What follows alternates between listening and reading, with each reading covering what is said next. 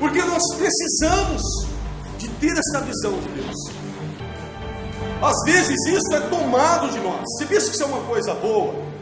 Quando alguém tira isso de você e coloca um Deus na tua cabeça e no teu coração, conforme o homem quer que ele seja.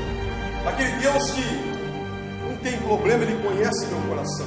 Quando alguém tira isso de você, essa pessoa acaba tirando de certa forma uma grande parte do temor que você deve ter por Deus. Então, se nós pensarmos que Deus, ele puniu muita gente, você poderia falar do filho de Acabe, por exemplo? Será que todos os filhos de Acabe saíram dando mau testemunho? Você não sabe, eu não conheço, mas eu sei que Deus sabe o que faz. Deus é justo, Deus não erra, Deus não falha. Mas e no dilúvio? Você já imaginou o mundo inteiro sendo cheio de água? Você acha que Deus esperou todas as crianças crescerem e não permitiu que mulheres ficassem grávidas para que nenhuma criança morresse? Não, todos morreram. Quem foi que fez isso? Foi o diabo? Não foi Deus.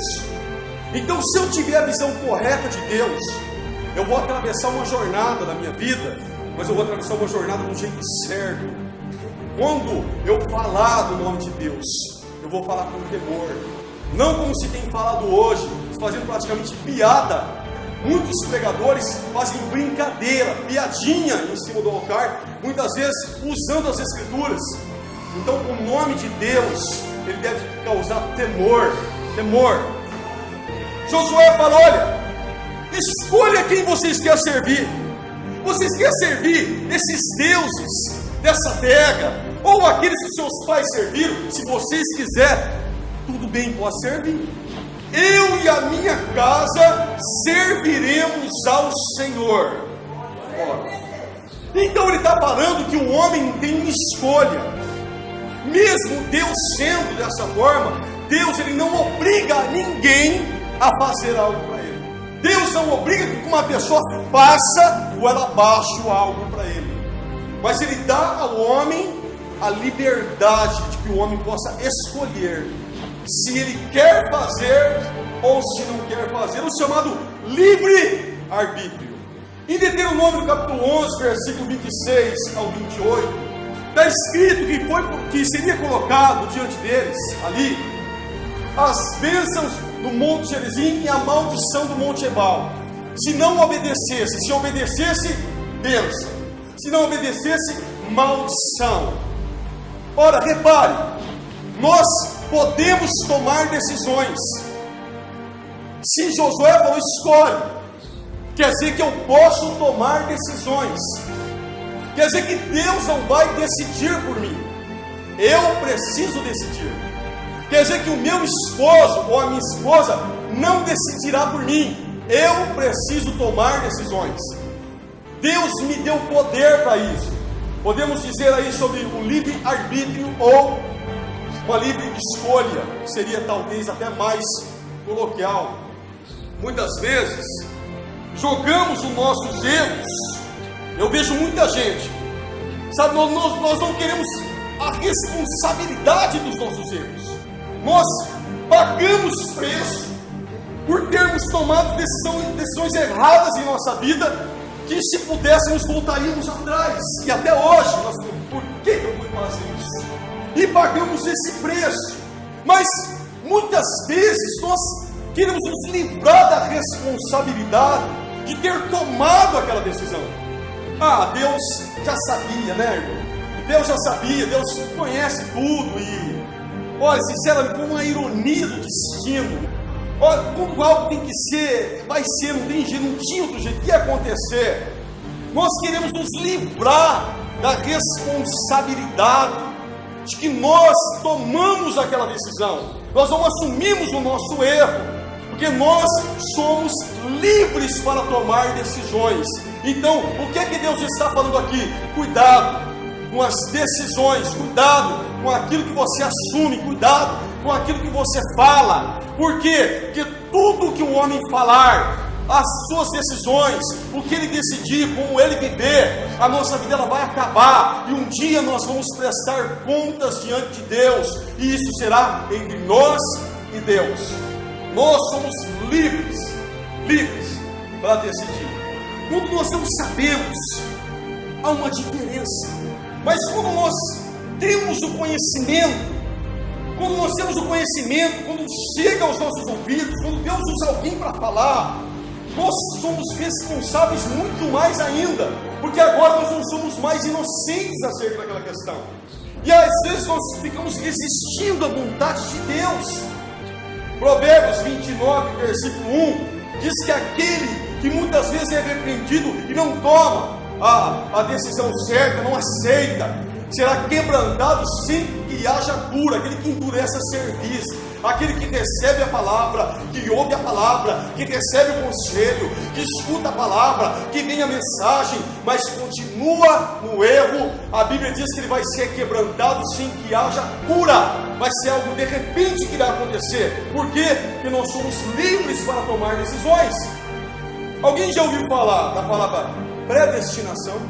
Já ouviu falar da palavra presciência? Levanta a mão.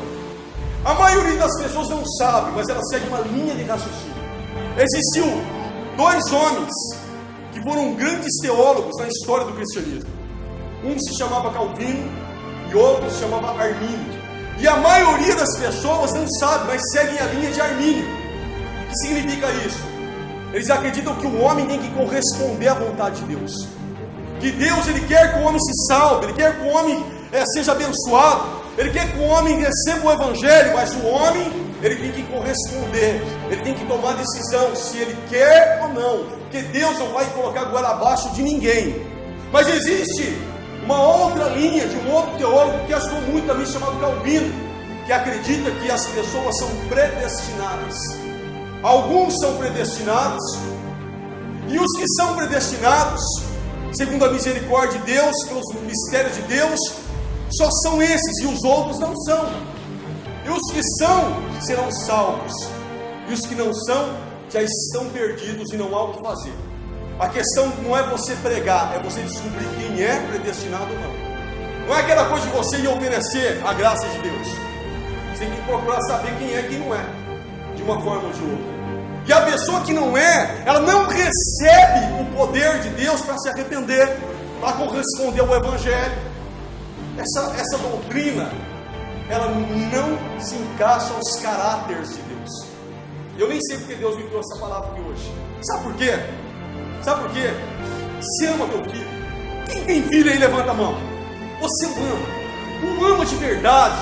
Eu sei que Deus ama ele muito mais do que você. Sim ou não? Deus ama ele mais do que você. Mas você o ama de verdade. Então vamos supor que houvesse em você o poder de você tem dois, por exemplo. Você colocar nele o desejo dele aceitar o Evangelho, os dois, e morar no paraíso para todo sempre. Porque senão ele se perde. Mas você toma a decisão de colocar só no coração do Paulinho, mas do João não.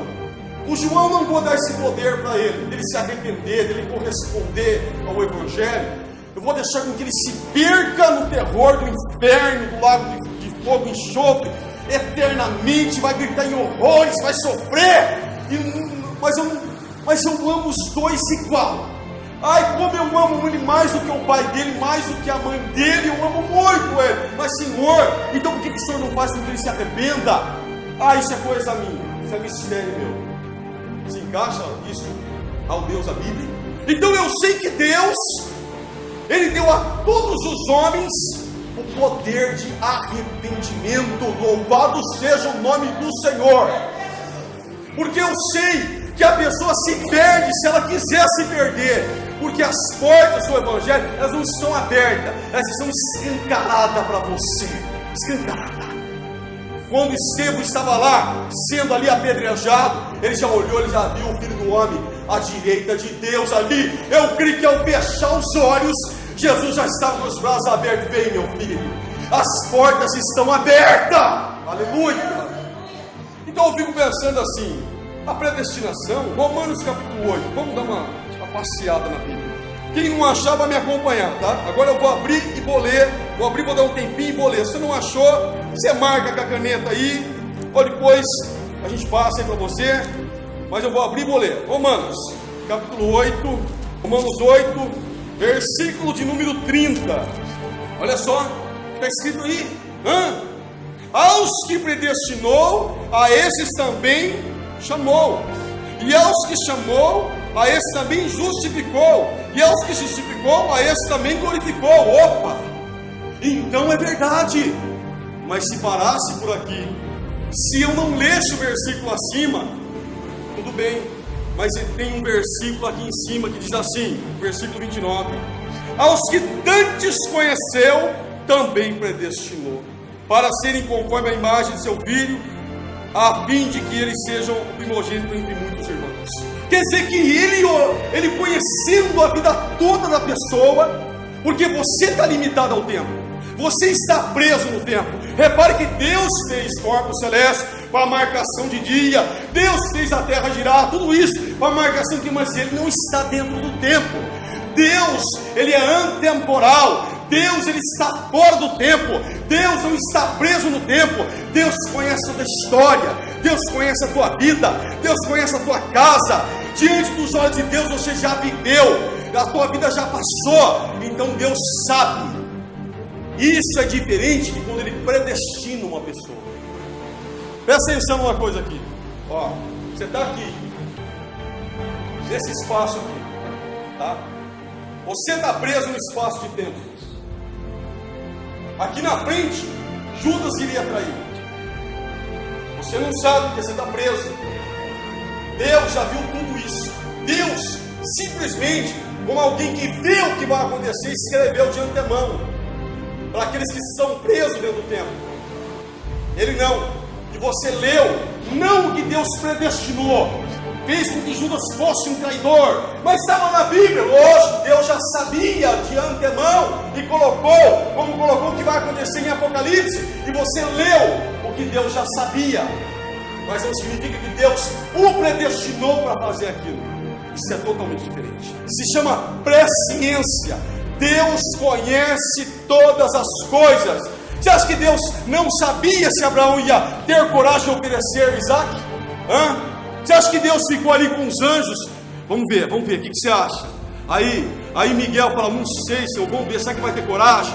Você acha que Deus já sabia que ele iria se levantar a cutela e ia, se Deus deixasse, ele ia sacrificar o menino mesmo? Com certeza Deus sabia. Mas Deus tem planos em tudo que faz, para demonstrar de que eu e você precisamos ter a fé de Abraão. Precisamos acreditar de fato de que Deus tem o controle, porque a palavra do Senhor diz que em Hebreus, que Abraão, ele cria tanto no poder de Deus, ele cria tanto que a promessa apontava para Isaac, que já que Isaac era a promessa, Deus, mesmo que tivesse que ressuscitar Isaac das cinzas, iria se cumprir. O que é que ele está falando? Se você tem alguém da tua casa, se a mulher está para perder o marido, se acontecer alguma coisa assim, o marido fala, eu vou embora. Se você for para a igreja, então aí é que eu vou mesmo. A mulher deve se manter firme. Por quê? Porque se ele é a promessa, mesmo que o Senhor tiver que ressuscitar das cinzas para trazer a promessa de volta e colocar na tua mão, Deus vai fazer, porque Deus é poderoso. É isso que Deus nos mostra. Eu sei que a vontade de Deus é que ninguém se perca. Ninguém. A vontade de Deus é essa. Mas a questão é aquela: o Espírito de Deus não falha na sua missão. O Espírito de Deus não falha. Se Ele quer convencer uma pessoa, Ele convence e ponto final. Como que Ele poderia falhar? Não, Ele não falha, mas Ele não falha mesmo. Então se Ele não falha, quer dizer que só vai quem predestinou, quem Deus quer. Não, peraí, a missão do Espírito Santo é convencer o homem do quê? Do pecado, da justiça e do juízo. A pessoa, de certa forma, sabe que está errado. Agora, a missão do Espírito Santo não é enfiar a goela abaixo de ninguém. Por quê? Um dos argumentos é esse: o Espírito Santo não falha na sua missão. Ele não falha mesmo, mas qual é a missão dele? Não é porque ele chama alguém para ser abençoado, para ser salvo, para se arrepender, que essa pessoa vai se arrepender. Vai em Atos, volta agora, Atos capítulo 7, versículo 51. Atos 7, 51. Quem não achar pode ler junto comigo aqui agora. Diz assim, Atos 7, 51, diz assim: homens de dura cerviz, Estevão falou para eles, incircuncisos de coração e ouvidos, vós sempre resiste ao Espírito Santo, assim sois com vossos pais. Quer dizer que um homem pode resistir à vontade do Espírito Santo. Isso não significa que o Espírito Santo falhou na sua missão. O Espírito de Deus é o que está todo dia no teu coração. Vai buscar minha presença. É o que está todo dia, olha, te exortando, falando, usando aquilo que você ouviu da palavra, porque Efésios diz que a espada do Espírito, com letra maiúscula, não é Espírito do homem, é Espírito de Deus. A espada é a palavra. Essa espada, ele usa aquilo que você ouve para poder convencer você da vontade de Deus, para te levar à presença de Deus, para que você venha buscar a presença de Deus. O Espírito do Senhor, ele vai trabalhando no teu coração, mas ele não coloca nada goela abaixo. O homem pode resistir à vontade de Deus. Fala, não, eu não quero, e seguir a vida dele. A vontade do Senhor é que todos os homens sejam salvos, todos, mas não significa que isso acontece. 1 Timóteo 2, versículo de número 3, está escrito assim, pode me acompanhar, quem não achou, só escuta aqui para não perder o que eu vou falar. Ó, porque isso é bom e agradável diante de Deus, nosso Salvador, que quer que todos os homens se salvem e venham ao pleno conhecimento da verdade. Quer dizer que Deus quer, o Espírito Santo quer. Por isso aquela palavra, aquela conversinha, amanhã eu estou no culto, se Deus quiser, tira isso do teu vocabulário, tira isso fora, porque Deus quer que você esteja aqui. Ah, se Deus quiser, eu vou ler a Bíblia inteira esse ano, eu não li ainda. Se Deus quiser, eu vou ser batizado com o Espírito Santo, eu vou buscar mais, eu vou crescer espiritualmente, eu vou tomar uma posição, eu vou ser batizado nas águas. Esquece esse negócio se Deus quiser. Por quê? Porque eu já sei que Ele quer. O problema não é com Deus, o problema somos nós. Nós somos o problema. Deus está pronto, você está. Essa é a questão. Não é porque é a vontade de Deus que significa que isso vai acontecer. Por quê? Porque você pode falar, não, eu não quero. Deus deu liberdade ao homem de escolher, de dizer não. Deus permite que o homem siga o seu caminho, depois ele vai puni-lo, haverá o tempo do julgamento, mas Deus não quer que ninguém sirva a Ele como se fosse um robozinho, sabe? Uma coisa programada. Não, Deus não quer, Deus não fez esse tipo de coisa. Deus quer pessoas livres, pessoas que querem adorar a Ele, tendo o poder de não adorar, pessoas que querem servir, tendo o direito de falar, não, eu não quero, de seguir um outro caminho. Então quando você segue o caminho de Deus, quando você ama a Deus, você busca a presença de Deus, Deus olha para você e fala, eu vejo alguém que teria o poder, tem o poder de não fazer, mas decidiu me servir. Eu dei a ele o direito dele escolher o outro caminho, mas ele decidiu escolher o meu caminho, ele está seguindo os meus passos. Então Deus recebe, porque Deus está vendo que você está buscando de coração. É isso que Deus quer. Adoradores em espírito e em verdade, que o adoram de verdade. Já pensou fazer as coisas por obrigação? Está adorando porque é programado, porque Deus colocou ele que tem que fazer. Não teria escolha. Essa é a pessoa que é salva lá segundo o calvinismo. Ele não tem nem como rejeitar, porque Deus já colocou nele que ele vai ter que aceitar. Não tem como ele falar não. Ora, no final de tudo que o homem faz, Deus está no controle. Há coisas mais profundas que tudo que acontece, Deus determinou que aquilo acontecesse. Se alguém morreu, Deus tinha um plano naquilo, alguém que atirou, essa pessoa foi levantada para atirar. Ora, você acha que eu estou falando demais? Procure saber mais profundamente sobre essa doutrina. Você entende? Então tudo seria debaixo, o levantar de dentro de uma pessoa e a coisa vai além, mas isso não é pregado. É só a parte do predestinado e não predestinado. Aí fica fácil, né? Bom, se eu estou dentro da igreja, se eu sou um homem de Deus, é porque Deus quer que eu seja. Bom, se eu estou lendo a Bíblia, se eu li a Bíblia toda esse ano, vou ler de novo, é porque Deus põe o desejo em mim para ler. Então por isso que eu estou lendo, senão não estaria lendo. Se eu não tenho, porque Deus não quer que eu leia.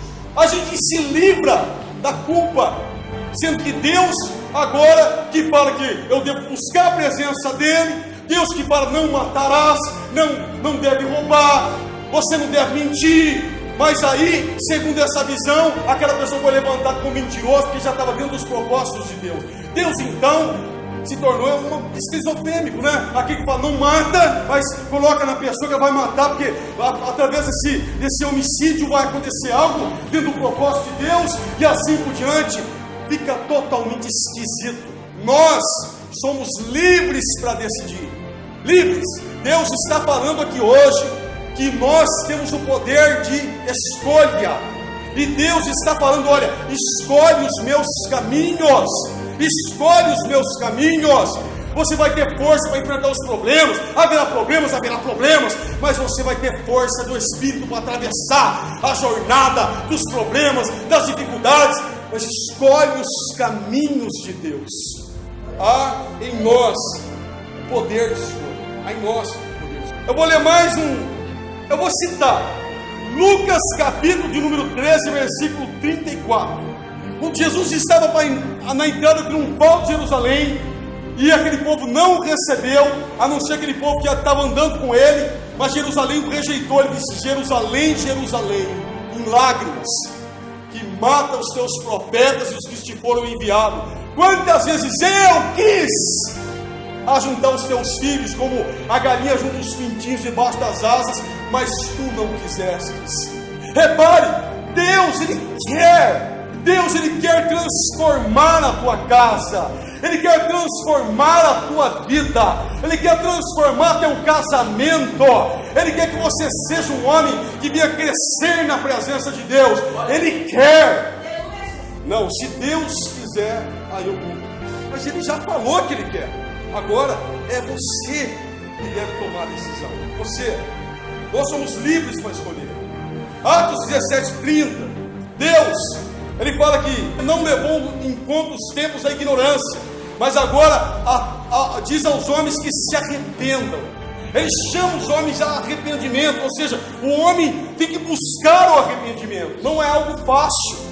Seguir a Deus não é fácil. Eu não vou nem perguntar, porque se alguém não entender direito, pode responder algo que de repente você vai pensar, não é fácil servir a Deus.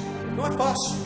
Não é fácil muitas vezes você vai ser perseguido, muitas vezes uma roda entre a sua família, você não vai gostar de certo assunto, você vai acabar falando algo ali que a pessoa não vai gostar. Eu tenho certeza que muitos de vocês já choraram por causa de coisas que aconteceram no seio da tua família. Por quê? Por causa da perseguição, porque não é fácil, até que eles venham ter o Espírito Santo. Ora, você acha que eles vão concordar com as coisas que você vai falar? Não. Então não é fácil servir a Deus. Não é? O Espírito Santo vai vir e colocar dentro de você uma vontade tão imensa de oração, que nunca você vai falhar num dia de oração, porque você não vê a hora de chegar na tua casa e deitar teu joelho e orar. Ai, Senhor, eu não vi a hora.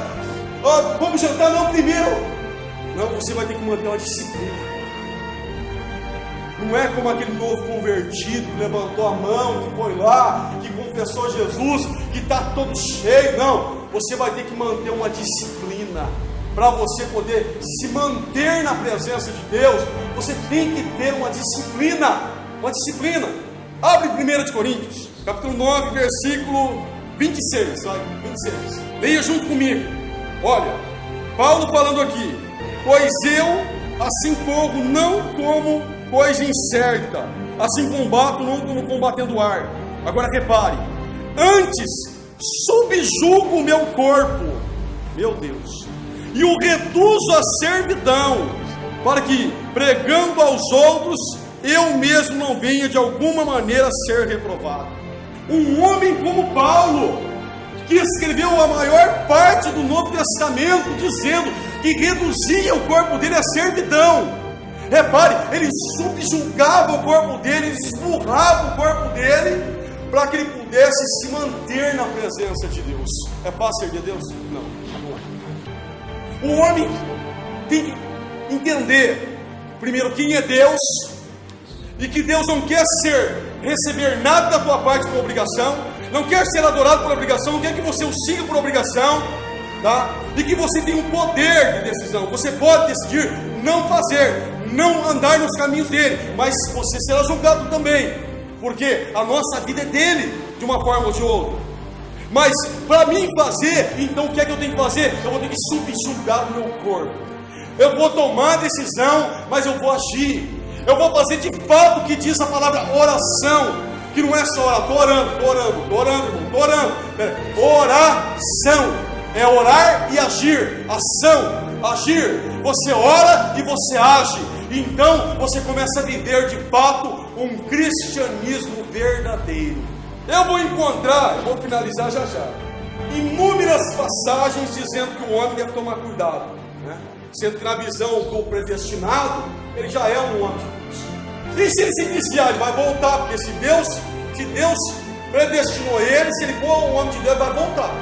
Se não voltar, porque não é. Olha como você se livra do problema, né? Se ele for um de Deus, ele vai voltar. Se não for, ele não vai voltar. Por quê? Porque já é uma pessoa predestinada. Aí eu encontro na Bíblia Deus falando, por exemplo, 1 Coríntios 10, 12, que aquele que está de pé, cuide para que também não, por vários alertas. Apocalipse capítulo 3, versículo 5, dizendo que ao que vencer, vai ser vestido de vestiduras brancas, e de modo algum apagarei o teu nome do livro da... Que a gente fala, cuidado, ser fiel até a morte, até a morte, cuidado para não cair, de pé, cuidado para não cair, olha, vai vir tribulação, ser fiel até a morte, e dar-te a coroa da vida. Então você vê inúmeros versículos falando, cuidado, hein, cuidado. Aí eu pergunto para você, não matarás, não roubarás, não adulterarás. Por que Deus vai falar isso para quem já tem tudo isso dentro dele que não vai fazer? O ímpio já faz isso. A pessoa que não tem os caminhos de Deus já faz isso. Ele está falando com o seu povo. Quer dizer que eu vou ter que esmurrar o meu corpo e reduzir a servidão para que eu possa cumprir essa vontade de Deus na minha vida. Predestinado e predestinado. Vou finalizar essa pregação falando assim para você. As pessoas, a maioria delas, lança toda a responsabilidade dos seus erros em alguém. Lembra no Jardim do Éden? Lembra? A mulher foi enganada. Quando Deus falou, foi a serpente. Não é verdade? Quando falou com o homem, foi a Eva. Ninguém quer assumir o erro. É sempre assim. Nós sempre, não, é porque era para acontecer. Não, é porque já era uma coisa de Deus, eu não sabia. Tinha que acontecer mesmo. Não, nós tomamos decisões. E Deus vai permitir com que você tome decisões erradas e você se mantenha nelas se você endurecer teu coração. Se você resistir à vontade de Deus, Deus não vai interferir, Ele vai deixar você errar, Ele vai deixar você cometer erros. Por quê? Porque se você não tomar a decisão certa, quando alguém está passando por uma prova, eu costumo falar aqui, a pessoa fala, aquela pessoa está passando por uma prova. Não é só ela, eu também estou, porque eu tenho o poder de ajudá-la, mas eu não estou ajudando. Ela está sendo provada e tem que ser fiel na sua prova, e assim por diante. Então nós todos somos provados. O que eu estou falando aqui? Que se nós não tomarmos a decisão de seguir a Deus de verdade, e começar a resistir à sua vontade, Deus ele não vai interferir. Nós podemos viver uma vida inteira de um cristianismo superficial, de um cristianismo acreditando num Deus que nunca vai punir, que um Deus que não se importa, Deus conhece meu coração, Deus sabe da minha vida, e usando tudo isso, nós nunca tomamos uma posição com Deus. Deus sabe. Eu conheço pessoas que vivem nesse pensamento. Muita gente que pensa assim, eu sinto paz no meu coração fazer isso. Se não for, por exemplo, se não for de Deus, é para essa igreja fechar mesmo, né? Olha, então a igreja de Filadélfia de Apocalipse era para estar aberta até hoje, né? Então não era para igrejas que por aí que faz a casa de Deus um comércio crescer tanto, já que não é uma coisa de Deus, e assim por diante. Repare como nós queremos nos livrar da responsabilidade, muitas vezes. Vou finalizar falando algo. No mundo acontece crueldade, sim ou não? Crianças são violentadas? Só responde sim ou não. Deus vê? Pode responder mais alto. E em todas as causas Deus desce um anjo, alguma coisa, dá o livramento. É isso? É isso? Algumas causas viram testemunho. Algumas causas acabam virando testemunho, sim ou não? Quando acontece algo sobrenatural e Deus fazer alguma coisa naquela hora, que vira DVD, vira testemunho. Mas a maioria Olha, crianças, mulheres são violentadas, sim ou não? Mortas, decapitadas, sim ou não? Deus fala, não vai fazer isso com ela. Deus fala? Deus falou aqui, ó. Deus permite. Deus vai julgar. Deus vai julgar. Aí eu pergunto a você, se Deus, Ele permite com que o homem cometa um erro grotesco, cruento, desse com um pequenino, uma criança que o seu lar melhor que não tivesse nascido, por que que Ele vai impedir eu e você de cometer um erro? E nos mantermos na posição errada? Fala, não, a pessoa está falando, ó, mas não é assim, faz dessa forma, olha, não, mas está errado. Ah não, Deus sabe, Deus conhece a minha vida, Deus conhece a sinceridade do meu. O que Deus, olha, Deus vai permitir você levar uma vida inteira, se você não acordar no erro, num cristianismo superficial. Lembra, no céu, teve conflito? Teve problema no céu? Satanás enganou anjos. Deus sabia? Deus via? Deus permitiu? No jardim no Éden, Deus viu a serpente enganando Eva? Mudou a história do ser humano. Aquele, não, isso não, desce um anjo agora lá e não, permitiu. O homem comeu, alterou toda a humanidade. O filho teve que ser sacrificado por causa disso, para poder trazer a salvação. Deus permitiu. Agora nós, cabeça dura, muitas vezes, não, Deus sabe da minha vida, Deus conhece meu coração, é um torrãozinho de açúcar, pastor, meu coraçãozinho, Deus sabe que está aqui dentro, Deus sabe. Nós temos que despertar, primeiro saber quem é Ele, saber que Ele nos deu poder de decisão, saber que Ele nos deu o Teu Espírito Santo como nosso professor, como nosso consolador, aquele que vai nos ajudar a atravessar essa jornada e a fazer a vontade de Deus. O Espírito Santo, você não está sozinho, você não está sozinha, porque o Pai, olha, quando o Filho foi, o Pai enviou um Consolador. Você tem o Espírito Santo ao teu lado, o teu verdadeiro amigo. Nós temos o Espírito Santo. Aí eu tomo decisões e Ele vai me fortalecer para que eu possa atravessar essa jornada como um verdadeiro servo de Deus.